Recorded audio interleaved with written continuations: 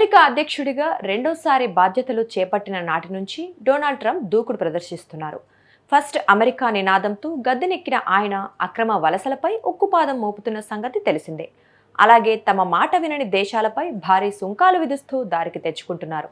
తాజాగా ఖర్చులను భారీగా తగ్గించేందుకు ప్రభుత్వోద్యోగుల సంఖ్యను కుదించే దిశగా ట్రంప్ ప్రభుత్వం చర్యలు తీసుకుంటుంది. ఫిబ్రవరి 6లోగా స్వచ్ఛందంగా ఉద్యోగాన్ని వదులుకోవటానికి సిద్ధమయ్యే వారికి 8 నెలల జీతం ఇస్తామని ప్రతిపాదించింది. ఈ మేరకు 20 లక్షల మంది ప్రభుత్వోద్యోగులకు ఈ మెయిల్ పంపింది.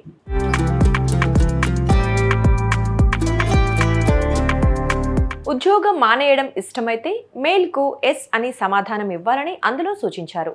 ఇమ్మిగ్రేషన్, నేషనల్ సెక్యూరిటీ సంబంధిత యుఎస్ పోస్టల్ సర్వీస్ ఎంప్లాయీస్ను ఇందులో నుంచి మినహాయించారు.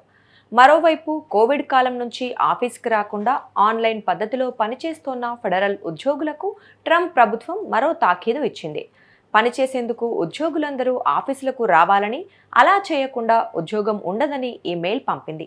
ఈ నేపథ్యంలో దాదాపు 5 నుంచి 10% ఉద్యోగులు బయౌట్స్ ఆఫర్ని ఎంచుకునే అవకాశం ఉందని నిపుణులు అంచనా వేస్తున్నారు. ఈ విధానంతో అమెరికా ప్రభుత్వ ఖర్చులు ఏటా $100 బిలియన్ వరకు తగ్గవచ్చని భావిస్తున్నారు. అమెరికా ఫెడరల్ ప్రభుత్వంలో ప్రస్తుతం సుమారు 30 లక్షల మంది ఉద్యోగులున్నారు. దేశంలోని మొత్తం ఉద్యోగాల్లో ఇది 1.9% అని ప్యూ రీసెర్చ్ సెంటర్ తెలిపింది. ప్రభుత్వ ప్రతిపాదనను ఆమోదం తెలుపుతూ కొద్ది శాతం మంది ఉద్యోగులు కొలువును వదులుకున్నా అది పెను సంచలనమే కానుంది.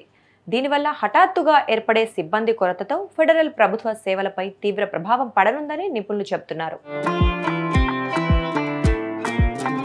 మరోవైపు ఫెడరల్ గ్రాంట్లపై ఆధారపడే అనేక శాఖల నిధుల్ని నిలిపివేయాలని ట్రంప్ ఇచ్చిన ఆదేశాలు సంచలనంగా మారాయి.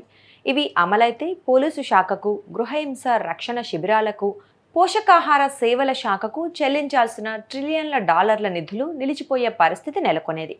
అయితే ఆయన ఆదేశాలను ఒక ఫెడరల్ కోర్టు నిలువరించడంతో ఆ పరిస్థితి తప్పింది. పార్లమెంట్ అనుమతించిన ఖర్చులకు కేటాయించిన నిధుల్ని నిలిపే అధికారం దేశాధ్యక్షునికి లేదని న్యాయ నిపుణులు వాదిస్తున్నారు. ట్రంప్ చర్యలు దేశాధ్యక్షుడి అధికారాలకు, కాంగ్రెస్ ప్రత్యేక అధికారాలకు మధ్య ఉన్న స్పష్టమైన విభజన రేఖను చెరిపేసేందుకు ఉద్దేశించినట్లున్నాయని నిపుణులు అంటున్నారు. ఆయన చేపడుతున్న చర్యలు రాజ్యాంగ సంక్షోభానికి దారితీసే పరిస్థితి కనిపిస్తోందని విమర్శకులు వ్యాఖ్యానిస్తున్నారు.